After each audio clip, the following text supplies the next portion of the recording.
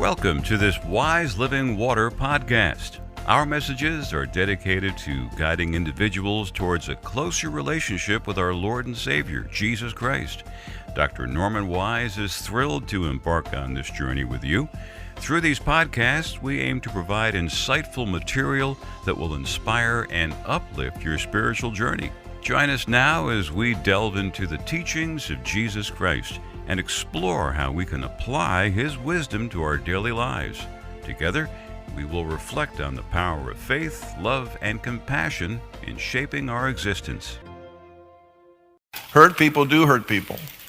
And so part of our process has to be we can understand the hurt that someone's gone through, and we can even have empathy for the hurt they've gone through. But there is no justification for abuse. Period. There is no justification for abuse. Abuse is never okay.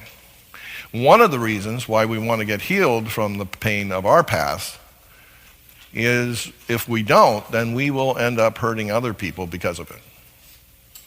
We will pass the torch right over into other people. Not that we mean to, not that we intend to, but we nevertheless most certainly will.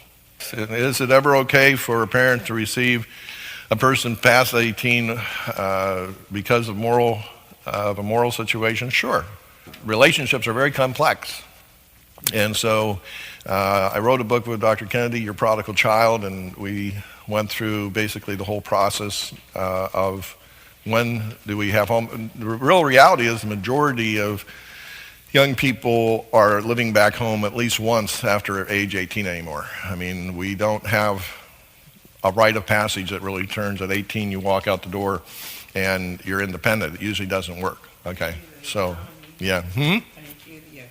Yeah, well, just the reality of economy and everything else, it doesn't work. And also the fact that now we have to go to get so much education is kind of hard. So yeah, there will be time to do that. The key is that in each of those cases you have to set up boundaries in which you can, make it safe for that person to be in your home. A painful past can lead to a painful present. It takes courage to admit I had a painful past. Majority of people won't admit they had a painful past. The very thing we've been talking about, most people will say, no, they're not. They're going to say, I was fine, my family was fine, everything was fine. So what you're doing today required courage to admit that you needed to process issues about painful past. Took courage to be here thinking about these things on a Saturday morning. That takes courage.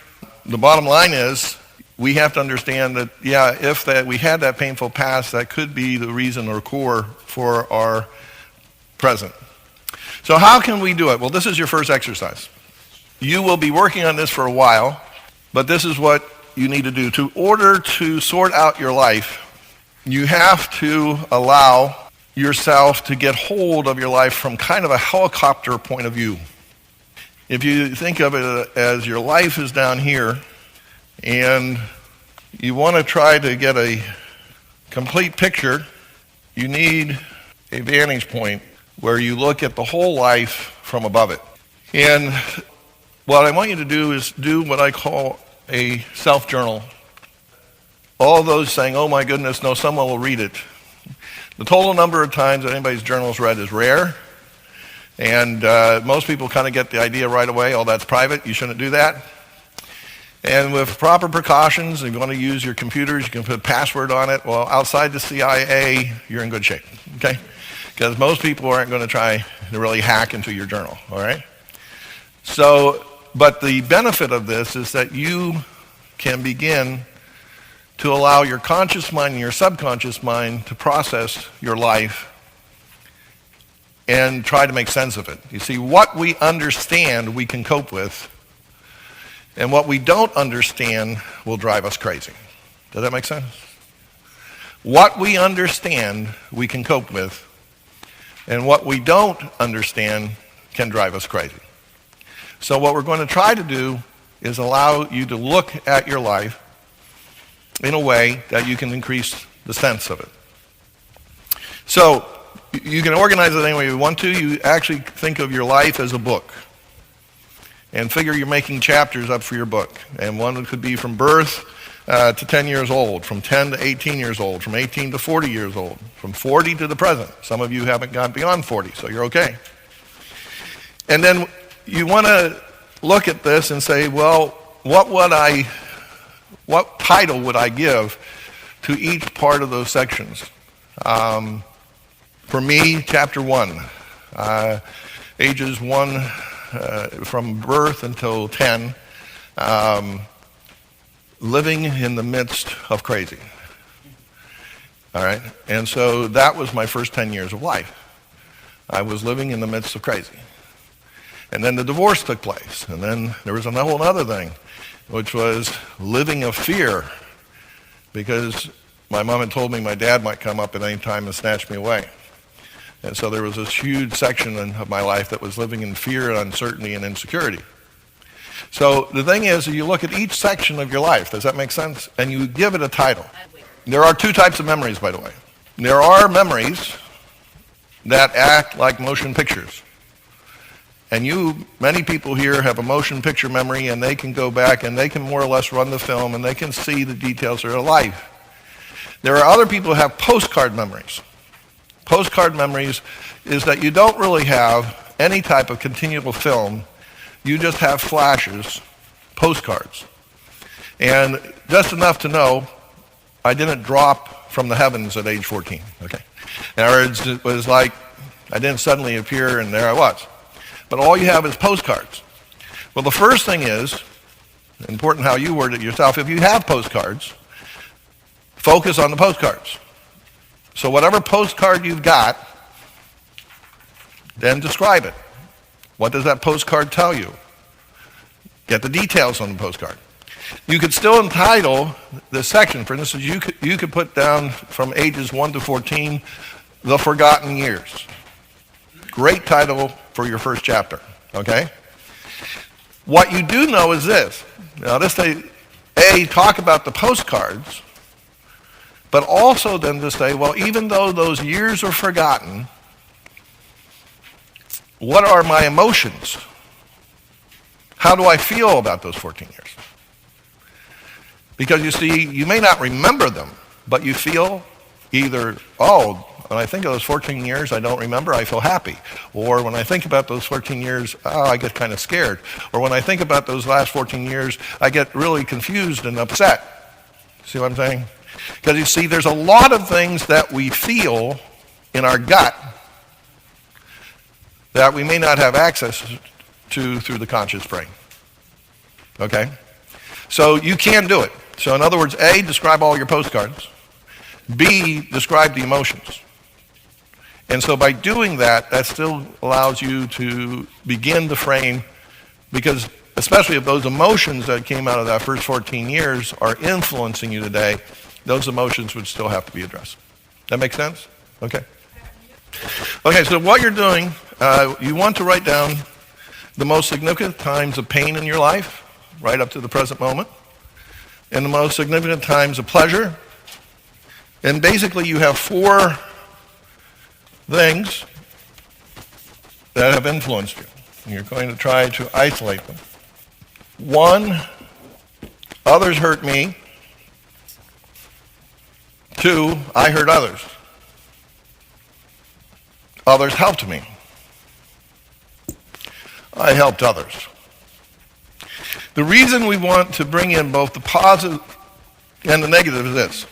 There can also be a denial that there were people that did have a positive influence in your life.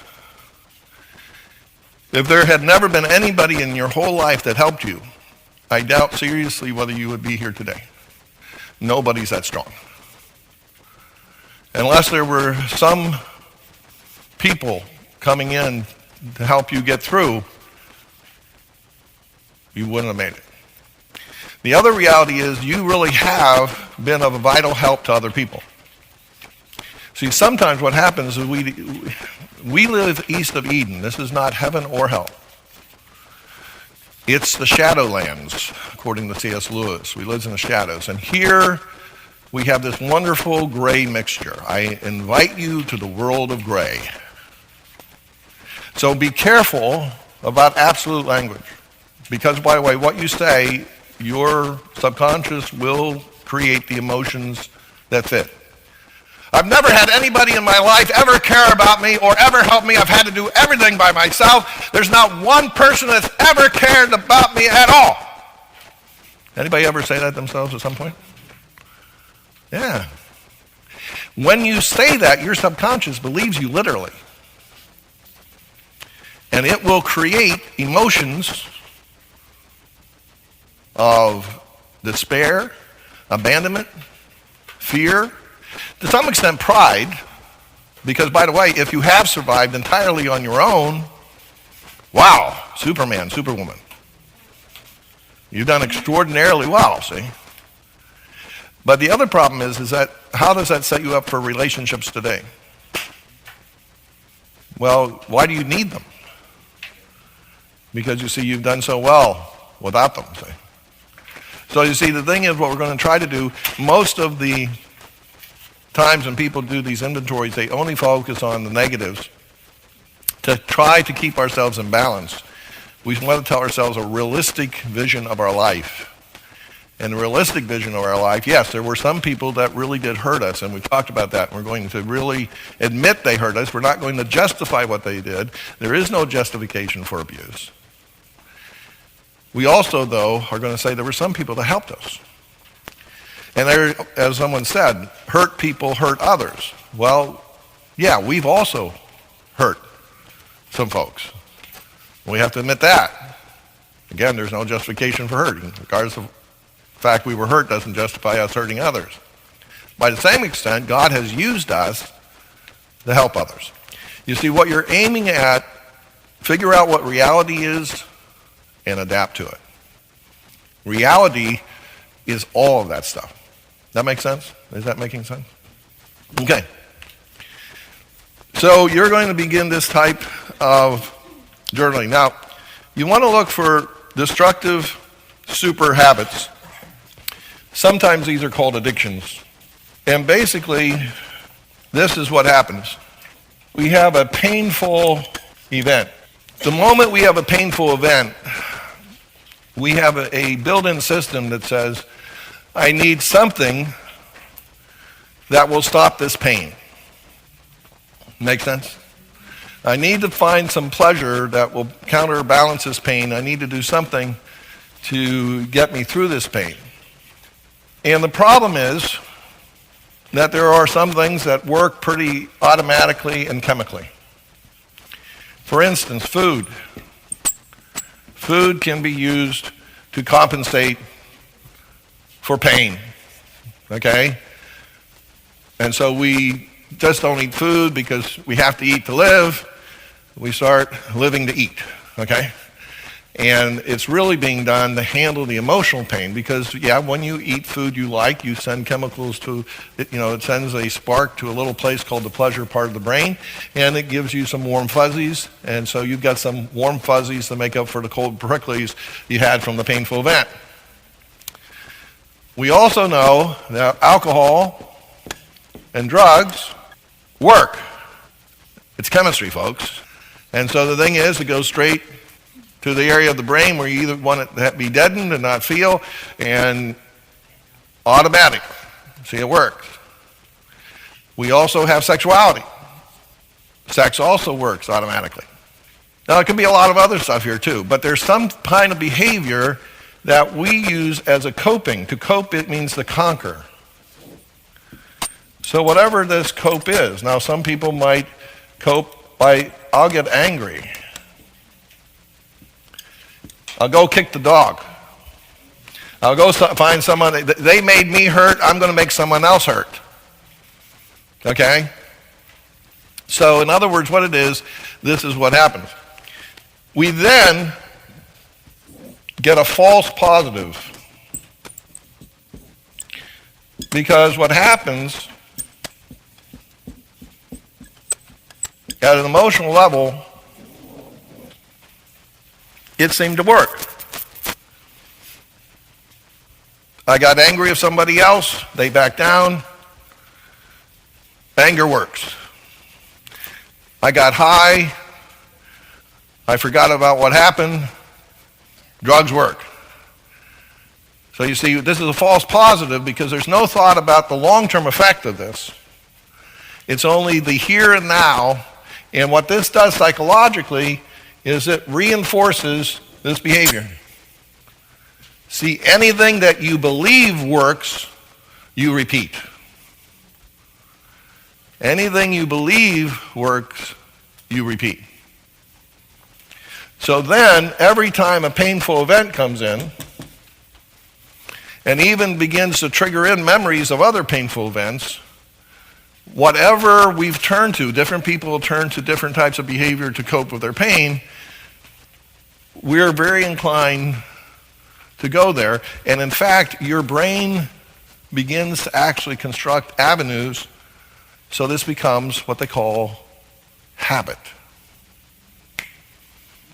You know, sometimes addicts will say, it's their habit. Well, they're right, habitual. Now, we are able to pick up good habits, and if you didn't have the ability to create habits, you would have a hard time. You'd come every morning to the sink and say, what are you supposed to do with this toothbrush? Interesting instrument here. You'd have to have instructions each morning about, okay, this is how you do the cleaning of teeth. No, the thing is, habits come in useful. But when habits get put into the pain process, unless what we were using over here were truly healthy processors, then what we've done is we set up extremely strong. And the only way to break this is to start bringing in long-term effect. So if you do have a super habit or addiction, what you want to do is this. There's two things you have to do to wipe out any long-term super habit or addiction. One, you have to make a very concrete list of what has this cost me in my life, and a very honest list. What has it cost you monetarily? What has it cost you in relationships? What has it cost you in your own self-respect? You're going to have to take a complete inventory. What has this cost me? Okay. And then the second thing you have to decide, what positive action could I have instead of this habit? Because you see, the only way to get rid of a negative habit is to form a positive habit. And so that might be, well, instead of me bottling this up inside and then waiting to explode, I'm going to call my best friend and I'm going to share my feelings. Now you see, the good habits don't come as easy as the bad habits. Have you noticed that? I mean, we don't have to have any classes. How to become an alcoholic, okay? It's really hard to attain this, so next week it'll be how to abuse alcohol. So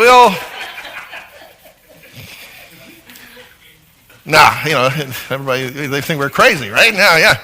But you see, it takes more thought, it takes more process, but you see, you're able to feel deeper pleasure and deeper healing through something positive, but it's going to take some time. It's an acquired taste, okay? Whereas these other methodologies, it's not acquired taste. Everybody pretty well has them and can use them, okay? All right. So this is the cycle of bad coping. My pain interprets my life. This is the other thing you have to understand.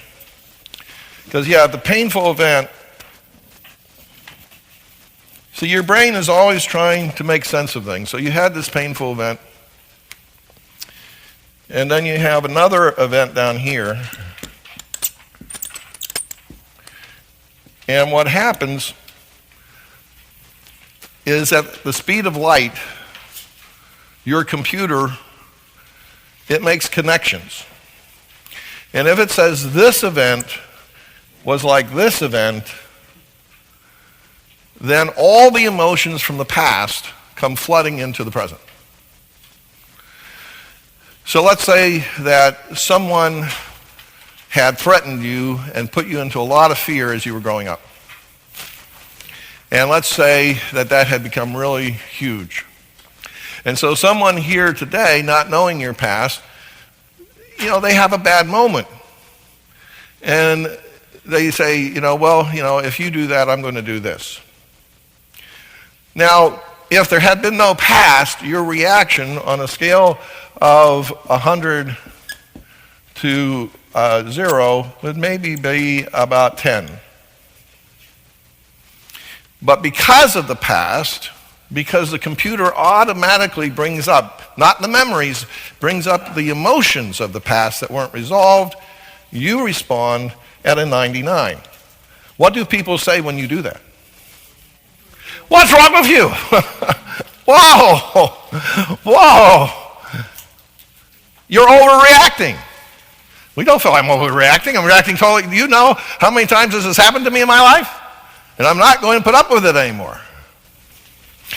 One of the things that is helpful, and this issue of how we suffered from abandonment, is this. If it was your mother or father, you have to say, this person, whoever they are, my friend is not my mother. My friend is not my father. Because you see, the subconscious gets confused. Okay? You have to define what this relationship is. Okay? And that's part of it. The subconscious doesn't really understand that the past is past. For the subconscious, the past is always present. Yeah. But what you have to do is begin to instruct. See, you are now the new parent for your subconscious. The good news is you are not going to abandon or reject your subconscious. Quite honestly, you can't. So your subconscious can relax. You're going to be there for it, okay? And so part of it is that you do have to begin to keep this relationship and define this relationship as separate from this other relationship. And that takes time, because part of it is that past is very present with you. But what you're doing, by the way, by debating yourself is a good idea. In other words, you have to debate ideas that, wait a minute, this doesn't mean these people have rejected me. This doesn't mean they have abandoned me. And you have to talk yourself down. You have to understand it's almost as though there was a child inside of you. And you would want to, if a child suddenly got afraid that mom or dad was never going to come back because they went, shopping and, had been left with you, you would be kind to the child, but you would explain the reality to the child that no, it doesn't mean that. And you have to do the same thing with your subconscious. Okay, that would be the same process that you'd have to go through. Yes? And that doesn't sound like you are so stupid. You keep doing the same. Those are the patterns. Right. Yeah. I'll just give you guys a real important insight. You should not use verbal and emotional abuse on yourself. In other words, it is not good to call yourself names. Calling yourself names is not going to make you a better person. Emotionally abusing yourself, being hateful towards yourself, is not going to make you a better person. Some people actually put themselves in dangerous sexual situations in order to hurt themselves sexually. It's a type of sexual abuse because they say, this is what I deserve. And so you can go right through all the abuses, and you can not only do that to other people, you can do that to yourself, okay? And abuse is always wrong. Abuse is never part of the answer, it's part of the problem. So yeah, you don't want to yell at yourself when you have these strong emotions. You want to be kind, comforting, supportive, but you want to be the adult that says reality. You speak reality to yourself, but not in a condemning way. Never with condemnation, okay? So what happens is we start looking at life through the lens of the pain. And so everything outside here in the world, every other person in the world, we interpret them through the pain. For instance, we might come up with some, and eventually we'll be talking about how we'll develop some life commandments. Well, you know you can't trust men. All men are just not trustworthy. And you can reverse the genders and you have somebody saying, well, you know that, you just can't even trust any woman. Well, what you've done, your pain has generalized. Your pain may have come from one of the genders primarily. And so what you do is you're trying to create a safer life. How will I be safer? Well, I'll be safer if I eliminate from my life every one of that gender, at least keep every one of that gender away out of my inner circle, because those folks are dangerous. And they're different, and they're weird, and they're not like me, and all that stuff, see? So we are literally, this is what's happening, is we're not seeing reality for what it is. We're seeing life through the lens of pain. And that's one of the reasons why we say that this influences are present. So it's only as we begin to get rid of that. So far, we do want you to start keeping a journal of your life, processing through this. This may take you 3, 4, 5 months, 6 months, a year. It's okay. Work on it a little bit at a time. What I can tell you from my own personal experience, and there's also a good amount of literature on the power of journaling, is that this has tremendous power, because what it does is it allows your brain, you didn't get to where you are today quickly. And you won't get out of all these problems. I don't promise anyone a zap. I don't have any zapping power, okay? That seminar is held by somebody else down the street. You have to get him, okay? I'm a non-zap person. But there are processes of healing that can be very, very, very helpful. And part of this journaling can also, as we'll see, we can include in these journals prayers to God, questions to God, the whole dynamic of things. But as you do that, and whatever you understand, whatever your mind begins to get a better understanding of, you will have the greater ability to cope with. But if you say, my life doesn't make sense, the world is chaotic, I'm scared of life because I don't know what's going to happen next, yeah, that's going to tear you apart, because you're going to have to find a habit, some kind of behavior that will take away that pain, because that pain becomes overwhelming. Does that make any sense? Is that making sense? Okay. All right. Basically, we have here at the bottom page, healthy development. To the degree that we were raised in a healthy environment, we will have trust. To the degree we were raised in an unhealthy development, we'll have mistrust. We were raised in a healthy development, we have self-control. And to the degree that we were raised in an unhealthy environment, we have shame. Healthy development includes initiative, able to push forward, make decisions. And the other is just guilt without forgiveness, despair. Guilt is I owe, so off to work I go. And the thing is that we never get out of debt. We feel that we are on an endless treadmill and that there's no end to it. Understand there's 2 types of guilt. There's realistic guilt, in which I feel guilty for what I have done or said, or an attitude I've had. And there's unrealistic guilt, which is, I'm sorry I made you do that. I'm sorry I made you angry. I'm sorry I made you call me a name. I'm sorry that I wrecked this family by being born. So you see, we start feeling guilty over things that we're not responsible for. And by the way, there's a whole group of people who will be more than happy to make you guilty for their sins.